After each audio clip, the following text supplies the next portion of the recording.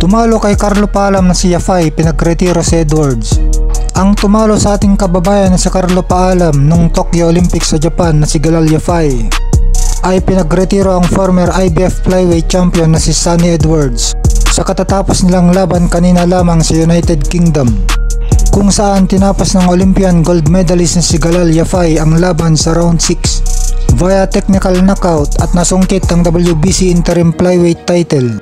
Binugbog at pinaulanan ng suntok ni Yafai itong si Sunny Edwards para mapilitang itigil ng referee ang laban sa round 6. Kaya dahil sa panalong ito na Galal Yafai ay posibleng mapalaban na siya sa World Championship fight dahil magiging mandatory challenger siya ng WBC flyweight champion Kenjiro Teraji ng Japan.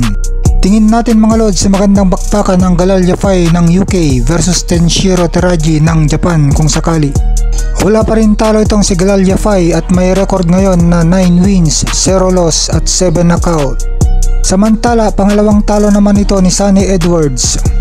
Ang unang talo niya ay mula kay Bam Rodriguez na isang pound for pound best fighter.